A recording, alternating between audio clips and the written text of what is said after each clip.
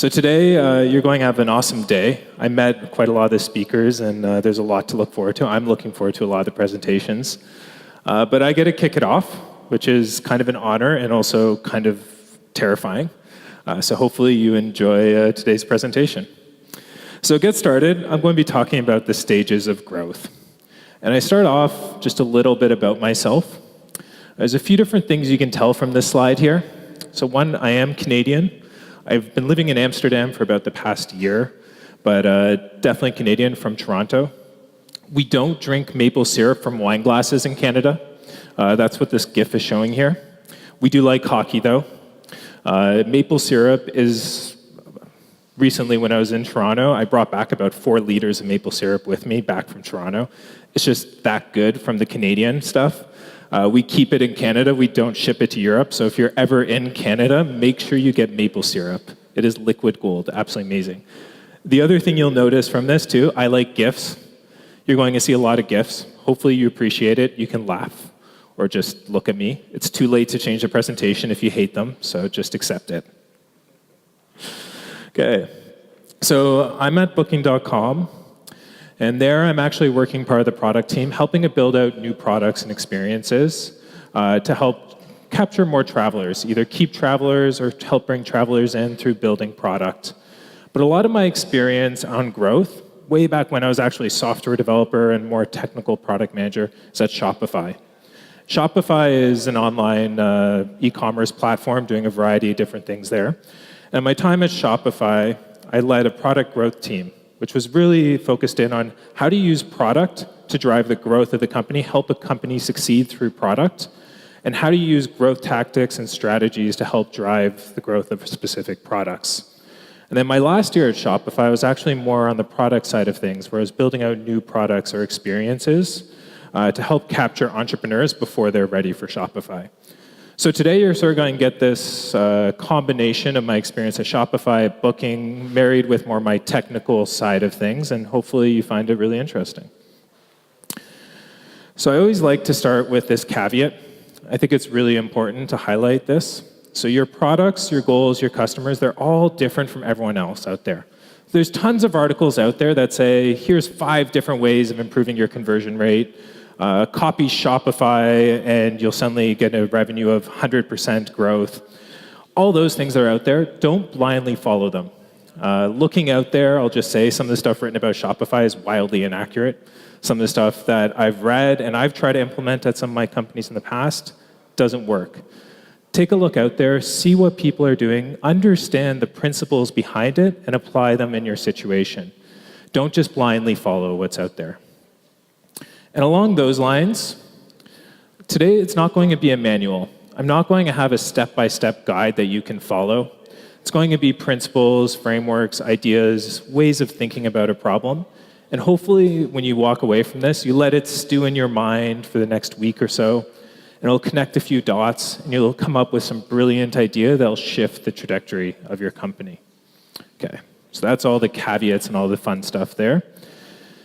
Getting into the actual meat of the topic. So we're going to be talking about growth. And growth means a variety of different things. It could mean the growth of employees, growth of your product. In this case right now, we're talking about growth in a very specific circumstance, which is actually more about the success from a revenue standpoint or the success of the business. And specifically, it's not growth hacks. This is a slide I include in every single one of my presentations around growth. Mainly because it's Jurassic Park, which is an awesome movie. Came out 26 years ago, I believe, which is absolutely insane. And I really want to highlight that growth is not growth hacks. It's not easy wins. It's a part of it, and it's an element of it, but that's not what growth is actually about. When I talk about growth, this is what I'm talking about. I'm talking about getting more people to experience the value of your product. The value could be, in the case of Facebook, social connections. The people that you're making friends with. In the case of Slack, it could be communication. In the case of Tesla, it could be safety, helping the environment. There's this point of value that someone gets from your product, and that's what growth is about, is getting more people to that point. And the trick is, if you have your revenue model set up correctly, that you make money as people get value from your product, you're going to keep on being successful. You'll have a successful business. If you follow this formula, keep building value, and make money off people at value, you have a successful business. So in chart form, this is the number of Shopify merchants from 2013 to 2018. This is what growth is. This is driving this number up and to the right, the number of people who are getting value from Shopify. And this curve, if you kind of squint your eyes a little bit, kind of looks like this. And this is kind of the classic hockey stick curve we always talk about. You see a similar curve with Slack, with Uber, with all the companies out there. It just starts from the bottom there, just skyrockets up and to the right. It was funny, when I searched for hockey, this is me being very Canadian, I was expecting this. I actually got field hockey as all the sticks, which I thought about putting up here, but had to go with my Canadian roots. And today we're going to talk about this. How did Shopify drive this curve up and to the right, and a variety of other companies that are out there? But first, an important sort of element of this curve, the trick with this curve, is you could be here, but you don't know what's ahead of you. You could be continuing up and to the right, you could be going sideways, or you could be down. Or you could be down here where you're just getting started, but you don't know what's ahead. You don't know when that curve will accelerate or if it'll accelerate. Or you could be up here, up at the top there. Things are starting to slow down, and you want to figure out how do you get it up and to the right, but you're not sure what that future element is there. No matter with any of those charts, what you really want out of it is that you want to be going up and to the right. And that's what all those successful companies have done. They've been able to drive this hockey stick curve up and to the right. But how do they do it? It's actually, if you peel back the layer of this curve, you actually end up with something that looks like this. So wait, I'll stand over here. Hopefully you can see this. There's the layers here. And it could be a variety of different things here. So this is just entirely fictitious, but you have these layers. You have, maybe you launched in Japan. You have a podcast, a new product, optimized funnel, a whole bunch of different things here, all add up to create that curve. And because I like sugar, I'm a huge sugar fanatic, love cakes, love baking, I think about this as a layered cake. That's really what you're trying to do here, is create a layered cake through all these various growth opportunities. And then it becomes kind of simple, skip too far ahead there, simple formula here. You just need to add more layers to the cake, and you need to make the existing layers bigger. If you do that, if you can figure out how to actually achieve that, then you can drive this curve and up to the right. But it's never actually that easy. The trick one time is just finding the balance. You have to find that balance between finding new growth opportunities, new growth strategies, optimizing the existing strategies. You have to balance between those two things and allocate your resources. You generally don't have unlimited resources, so you need to figure out that balance. So we're going to go more into that, but before that, I just want to talk briefly, what's the life cycle of a growth strategy? So what are the steps when we talk about these growth strategies, something like a Japan launch or a new podcast, something else along those lines? What does it look like? So the very first phase, the very first element that it looks like here, it's called the exploring phase. I love this cat just trying to explore the car. I thought it was hilarious.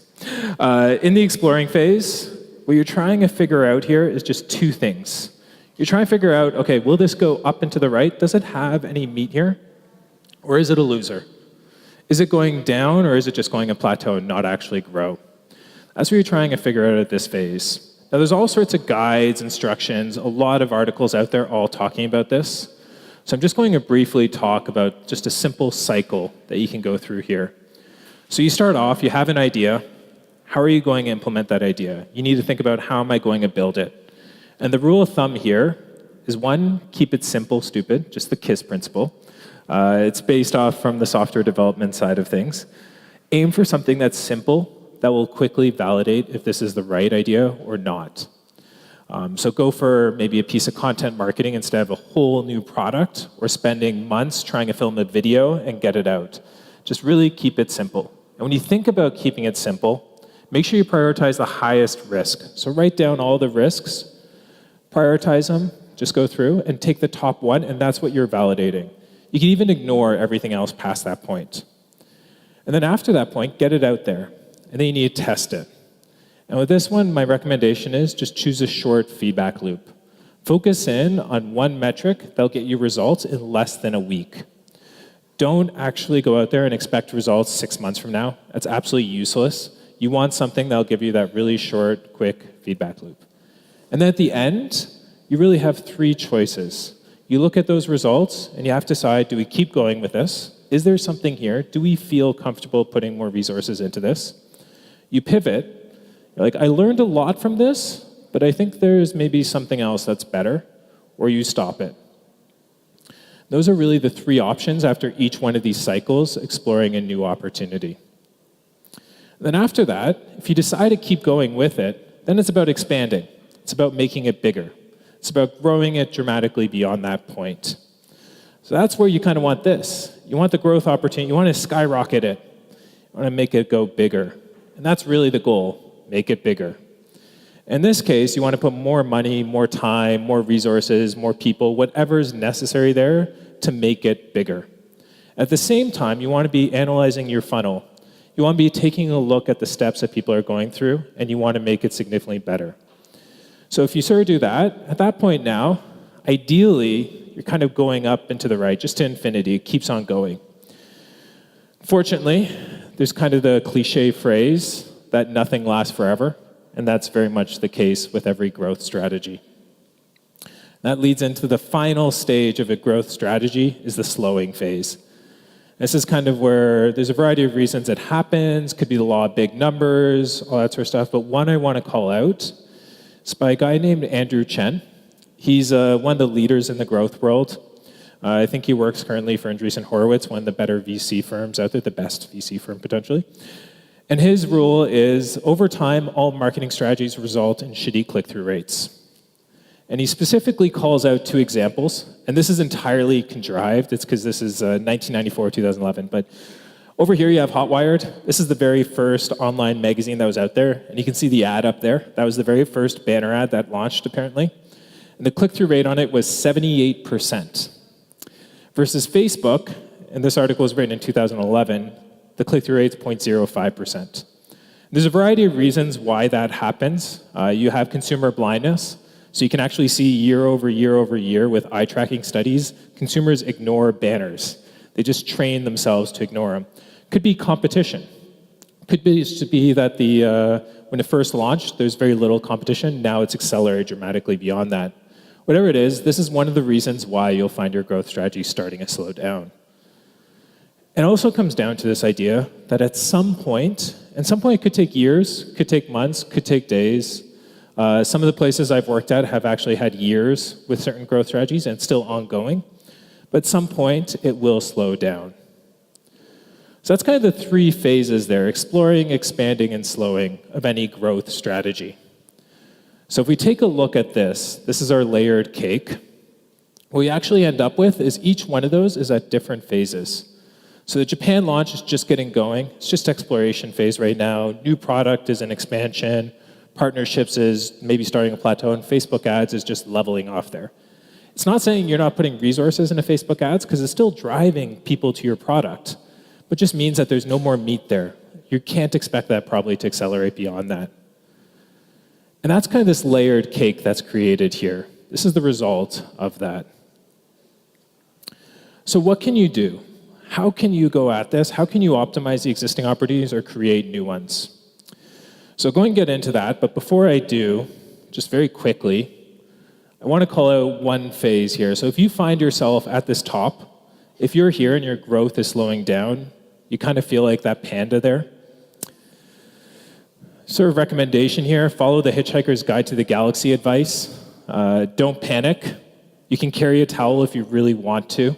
Maybe it's necessary to mop up all the sweat because you're working so hard at trying to solve this problem. But what I mean here is there's a saying, throwing spaghetti at the wall, and you're just seeing what sticks. It's how you figure out if spaghetti's cooked or not. I've never actually done it.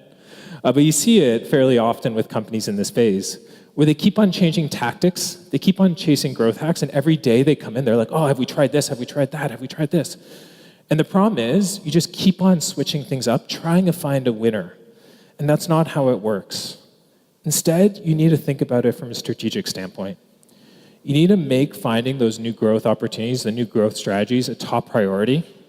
But you need to be willing to place your bet on just 1 or 2 things. So if you imagine you're at a roulette table, you need to have focus. You need to sort of be like, okay, it's going on one number. I'm not going to spread it out across all the numbers. This is how, and it may not work, but it's important, but this is how you'll actually succeed if you find yourself at that phase and finding new opportunities to drive it up. Okay. So how do we optimize existing strategies? To be honest, when I was writing this presentation, I had all sorts of content here, but then slide numbers kept on growing and growing and growing. This is already at 115 slides, and I only have a limited time. Otherwise, they'll yank me off the stage.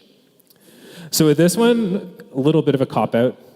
There's lots of articles, there's lots of guides, there's lots of great books, there's all sorts of other videos, there's other content all about this, about hypothesis frameworks, A/B testing. Go out there, read it. Feel free to grab me afterwards if you want to talk about it. Always excited to talk about it, but I'm going to just skip past this one and move to the more exciting thing here. And that's, how do you find growth strategies? How do you go out there and find new stuff that'll help drive that growth of your company? So like many things with growth, it starts with a funnel. Now, if anyone out there is in the growth world, funnels are basically, when you're operating in a growth world, is what you dream about, what you think about. It's how we start every day, is thinking about a funnel. And the history of a funnel starts with this one. This was created by Dave McClure. It's called the Startup Metrics for Pirates. I think it came out almost 20 years ago or something insane along those lines. And you get the pirates because take the first letter of each one of those and you get AARRR, which is what pirates say in all the movies. And it starts off with acquisition. So you have, whether it's SEO, social networks, etc. How do you get someone in the door? From landing on the page, the activation, taking a look at your product, to then into retention. How do you keep them coming back again and again and again? To referral, how do you get them in word of mouth, tell other people about it? And finally, revenue. How do you make money off that person? Now, this is kind of the Bible funnel. This is what everyone refers to. I found it always difficult to fit this into the products I've worked in. So what I've ended up creating is just something slightly similar. So my funnel is this one here. It starts off with awareness. How does someone find out about your product? Is it a friend telling them? Is it social media? Is it an ad on Facebook, search engine on Google? To clicking on that ad or going to your website or going to your App Store listing and looking at your product. And to the actual activation phase, which is now they're starting to use your product. They're going through the onboarding steps to the point where they actually get that value. And the value I was talking about earlier. So in the case of Shopify, this might be your first sale. In the case of Facebook, they talk about your 7 friends. You've made a connection with 7 people. That's the point where you get value. And then the retention, which is you keep coming back again and again and again, keep getting value.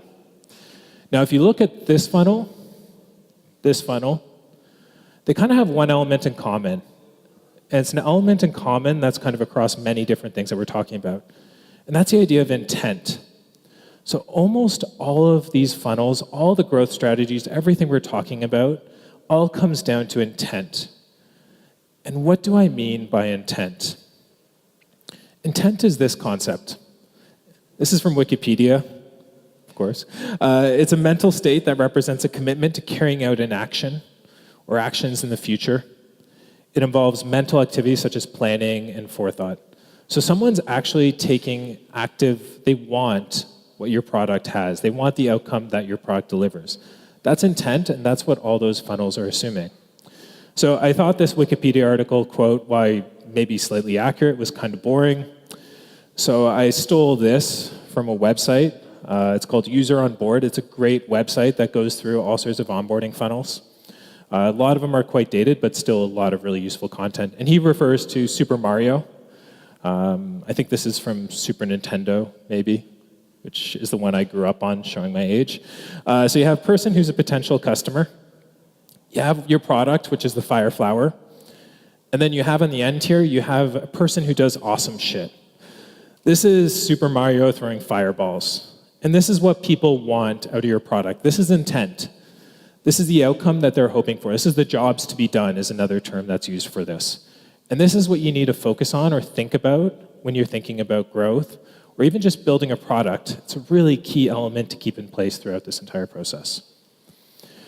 So, but what exactly is that? So if we take a look here, Booking.com, the product itself is just hotel booking. It's a marketplace of hotels. If you were to boil it down, that's it. But the intent, what people want out of it, they want a hotel. They want a place to stay when they're on their trip. That's the intent. That's the outcome that they're hoping for. In the case of Google Maps, it could be I want to get from point A to point B. Give me directions to get there. But it's a mapping product. That's what it's there to do. And you could have a variety of different intents or outcomes with your product. It could be I want to find a cafe, give me a phone number for my hairdresser, a variety of different things there. And this is key. It's the whole concept of intent. This is what drives behavior of your customers. And without that intent, if you're just creating a product that doesn't actually have any intent, if your customers don't want that product, this is product market fit, you won't succeed. This is absolutely key. So that's why, revising my presentation name, let's go with the stages of intent. Let's talk about that, and let's dig a bit more into that. So we have this funnel, awareness, acquisition, activation, so on from there, and it assumes people have intent. So in my experience, the thing that I found really useful, mental model that comes to coming up with new growth opportunities, is actually think of a funnel that lives above this one here. And it starts off, you bottom up as capture intent, develop intent, and create intent. I maybe need to revise the names a little bit. If you have any ideas on it, let me know. It's not catchy, like awareness, acquisition, activation.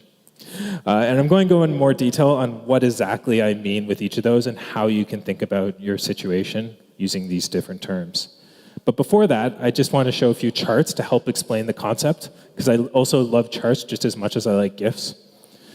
So the first chart I want to talk about here, this is a classic. It's B.J. Fogg's behavioral model. Sort of referenced all over the place. Really, really simple idea here. You have intent and motivation on your left axis, ranging from low to high. And you have your ability on the bottom here, and it's something that's hard to do versus easy to do.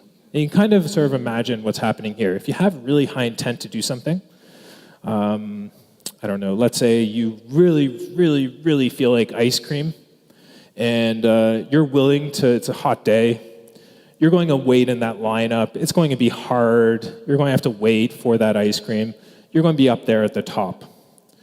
Versus maybe more on the low side of things, let's say setting the clock, once again showing my age, setting your clock on your TV or VCR or your oven. You don't have a lot of motivation to do that because you have all sorts of other devices, your watch, your cell phone. So for that, you're not going to do it unless it's really, really easy to do that. And that's what triggers here is like, is it actually something you want to do and will it succeed or will it not? Now from a growth perspective and people using a product perspective, most cases we're not aiming for one-time activity. We want someone to keep doing it again and again and again. You don't want them to install your app and just walk away from it. So there's also this spectrum here that's really important to recognize. So in the green, it means they're likely to get value from your product because they already have that intent. Versus down at the bottom, they're likely not to get value. So if you make it super, super easy for them, like you end up over here on the bottom right side, they're going to sign up for your product, but chances are they won't ever open it again. They're done with it. Sure, you made that sign-up process easy, but it wasn't anything, they weren't motivated enough to keep coming back to it. So the important element here is you want to be in that top. That top area is really how you build a successful growth engine. Just quickly, the other two charts that I want to refer to here. This one's time to conversion, just a progression on the side, and I'm going to explain this one. And because growth is a lot about measurement, we live in a world of measurement. We have measurement effectiveness and similar progression along the bottom. So the very first one there that we spoke about was capturing intent. And this one is up here at the top. So this person generally lives up here. This is the area that you want to get them to come to use your product. And all you need to do here is just make them aware of your product, give them the ability to sign up for your product, and you shift them over to that side, give them the ability, and they're going to take it from there. They're going to do it. And these are the folks, it's called high intent.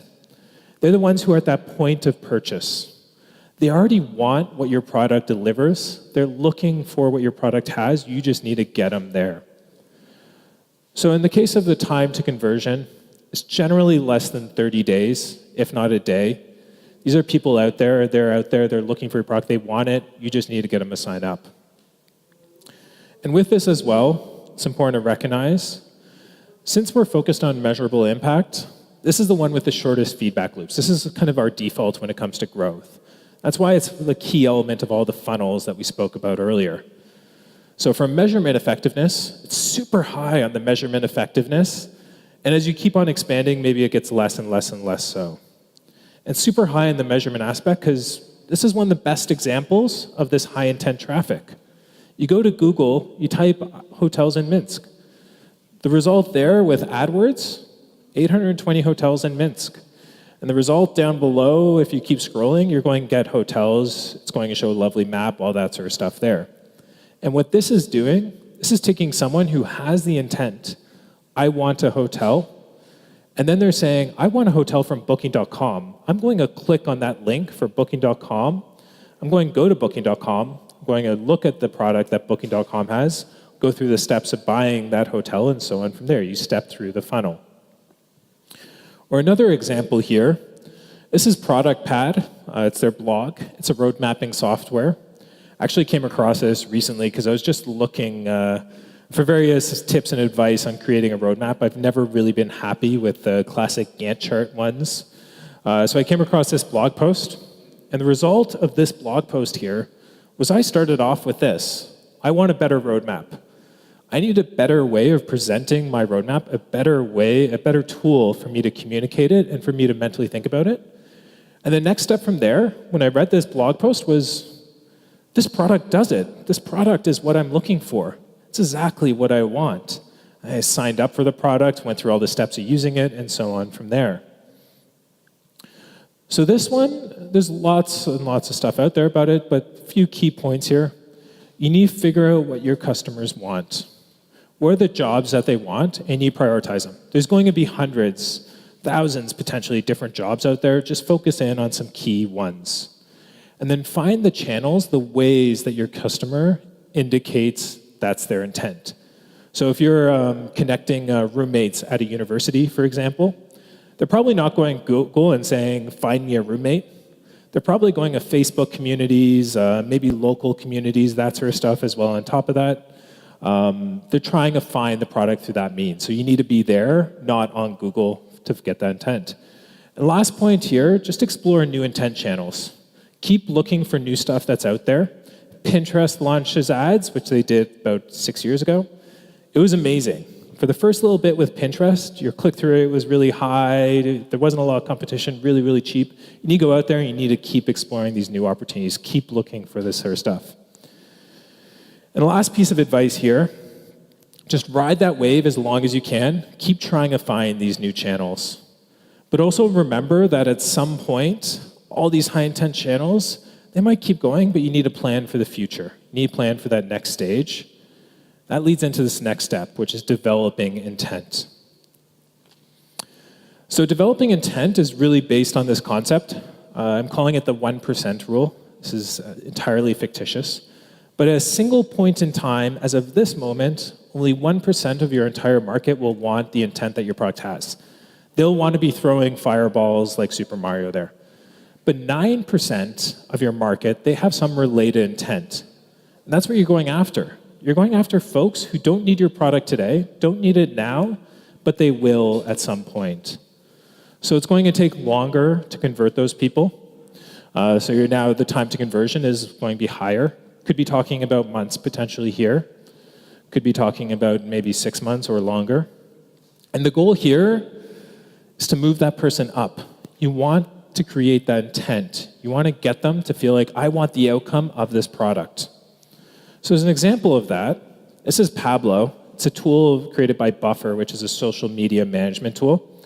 This is actually how I came across Buffer, was I was looking for this. So this is just a simple tool. You choose an image, put some text in there, and now you can add it to your social media posts, and you get more engagement as a result. So it kind of turned it from, I'm a social media expert. I'm looking for this because I know this will help drive people to my interact with my posts, into I want to manage my social media with Buffer, or something else along those lines. It's now introducing me to Buffer, to the tool itself, because they went after me as a social media expert. They didn't go after me because I wanted to manage my social media. I didn't know that was even possible at this point in time. Or it could be this kind of concept. This is Shopify. This is a video that they have. I think it's one of their top ones. It's how to start an online t-shirt business. It's from 2015, so it's dated, but still one of their more successful ones. And up here in the top, there's don't wait, next session starts in under 15 minutes, about drop shipping. And this whole content here, everything about this, it's turning this concept of I could be an entrepreneur, I can be an entrepreneur, but I have no idea what to sell, into I will be an entrepreneur. Like if you have this desire to be an entrepreneur, you need something to sell. But creating a t-shirts, that's fairly straightforward. This video in just 20 minutes helps guide you through all the steps of creating that business, of actually becoming the entrepreneur that you want to be. And hopefully you want to be that entrepreneur on Shopify using its product. The other element with this from more product perspective, something to think about here, this is the point of sale for Shopify. So Shopify was online store, just online store at the beginning, and then they got into point of sale. Why did they do that? Because they were hoping to do this. They were hoping to turn someone from I want to sell in person, so I've got my little store. And the next step from there, once you're using their point of sale, then you can transition to selling online, to move into the online world. And it's another way for them to capture this audience. People who want to sell online at some point, but maybe not right now. So the trick with this is to think about it as a relationship. You need to think about how do you actually build a relationship with someone if you're looking to develop their intent. And it requires three things. You need communication, a way to communicate with them. You need value, keep on supplying value so they want to keep on talking to you. And you need a way to build trust, to actually make them trust you so when they are ready for your product, you're there for them. And simple things like an email subscription on your blog. So as people read your content, they'll subscribe to your email because they're getting value from it. It could be the subscribe button or even the register now for the webinar, where they're going to get an email drip of articles and other things that will help them actually realize that dream. So to accomplish this, you need to think about talking to your customers. Talk to your existing customers, find out what's the other stuff that they need that's related to your product. You need to find out what was their intent before they're ready for your product, or what's their intent that's maybe parallel to your product that you can then capture. And when you go at it there, when you build something to capture that intent, to develop that intent, you need to have a plan to build that relationship and create that trust with them as well. It's an absolute key element there. Last thing I'll call out with this area here, it's important to recognize the measurement's not going to be as easy. You're going to have proxy metrics. It might take months to actually get results from this. So you need to think about it from this perspective. You need to compare the success of these channels against other low-intent channels. Don't compare something like a blog post against SEO or SEM. It won't work one-to-one. And in a lot of cases, you also need to have proxy metrics. You need to think about something like email subscriptions, people following you on social media, all these other activities that show they're building a relationship with you, but maybe necessarily don't result in someone actually converting immediately. So the final one that we're talking about here is creating intent. So following on with the 1% rule, there's one more caveat here. So you have 1% of your entire market, they have intent at this single point in time. 9% have some related intent, something that they might be interested in. And then 90% don't have intent, but they could. And that's who you're going after with this. And it really comes down to inspiring folks. You need to make them believe or even think that they could have the outcome of your product. You need to make them think that they could be throwing fireballs. Like this is the point before they even realize maybe throwing fireballs is even a thing or even something that they could possibly want. And this is down here. This is the bottom area here. So you need to drive it upwards, get them to actually feel that this is something that they need. And correspondingly, this takes time. So it's going to be up here in the top right here. So you have these three horizons now, capturing intent, developing, creating intent. It takes time for these people to convert. It's not a quick win associated with it. So as an example of this, this is an ad campaign that Shopify launched not too long ago. I think it was actually their first billboards, because up to this point, Shopify's focused in more on the high intent, more of that low intent, never this sort of inspiration phase. And all these ads are built around this concept. Let's make you that thing you thought of 3 months ago. It's based around this concept of you thought of something, maybe you thought it would be cool to sell, but you never ever considered that. Or maybe it's this YouTube video here. And this is a person, she does finger painting, and she sells her finger painting products, and she's been wildly successful at it. This video's, I think on YouTube it had something like 3 million views. On Facebook it was upwards of 1 million. And on YouTube actually the comments were great because they, most of the comments were people are like, this is the best ad I've ever seen, which is actually, you know you're creating good content when that happens.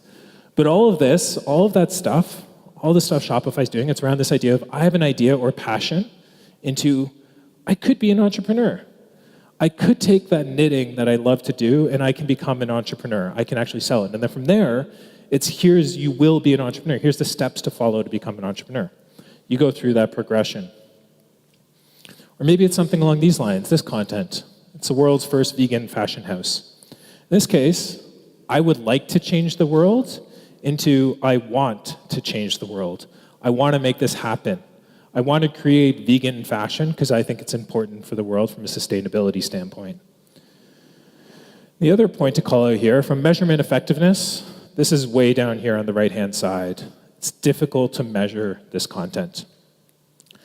And I'm going to be honest here, this is actually not my space in any way. My time at Shopify, I was just getting into this space and I was just exploring and just starting to learn about it. So I don't have a lot of advice here or things to think about. The best thing I can sort of say, like focusing on brand, content, think about those videos, find the right people to lead this, understand different ways of measuring it, use the tools that are available to you, but maybe don't look at me as an expert in this, unfortunately. So finishing off, just pulling all of this stuff together, what exactly have we discussed today? So this is the hockey stick curve. This is what you want if you're a high growth company. This is the kind of success that you want to see. And the trick to making this happen is to think about it as a layered cake. And specifically, you need to think about how do you add more layers to the cake? How do you come up with new opportunities? And how do you make those existing layers bigger? How do you optimize them and improve on them? And one of the ways of doing it, think about it from this phase of exploring, expanding, and slowing. Sort of recognize where each of those growth strategies are in and which phase that they're in throughout this entire process. Sort of recognize that some will be in the slowing, some will be in the expanding, and some in the exploring. And keep reminding yourself about the intent. What is it that your customer actually wants from you? What is the outcome for throwing fireballs for your product? And remember, it could be many different things. Prioritize that list. And then when you have that, think about your funnel from this standpoint. How do you capture the high intent? Where is that high intent actually happening?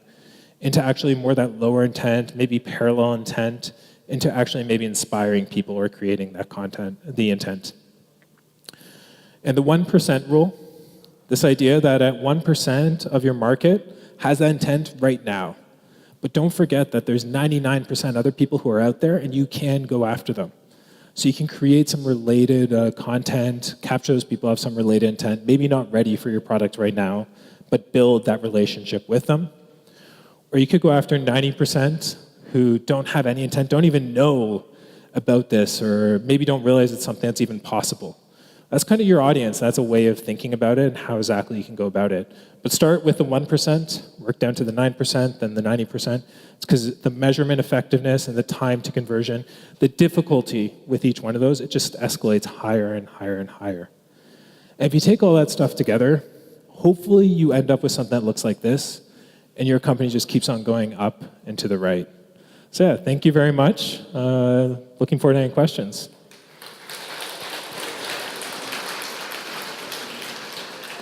Thanks, Chris. Oh, sorry. For your visuals. Yeah. That's cool. We've got just time for one question, unfortunately. Any questions, guys? No. Oh. So, Okay. I've got a question. Hello? No. I'm here. Sorry. Hello, Chris. My name is Kate, and I have one little question for you. You work now at Booking.com, yep? Yep. So, do you have any competitors on the market for Booking.com? Sorry, do I have any? Sorry, can you repeat the question? Do you have any competitors for Booking.com as a local market? Well, there's always lots of competitors when it comes to the travel space. So you have everything, Airbnb, and so on from there. And it's important to recognize, like with that, if you think about it from the intent standpoint, there's lots of people that want what is the intent of Booking.com. So there are some. Yeah. And what is the latest thing that you've learned from your competitors for your own product? This is the question. A good one. Probably actually is the social element. There's some of the other products out there that do a significantly better job of actually building out the social aspects of travel. So building groups of people and connections with the people, whether it's your family, friends, or a much broader group. And there's a lot of other companies out there that are doing it significantly better than Booking.com, and I think that's something that I've been thinking about or looking at recently. Cool. Awesome. Thank you very much. Enjoy the rest of your day. Thank you, Chris.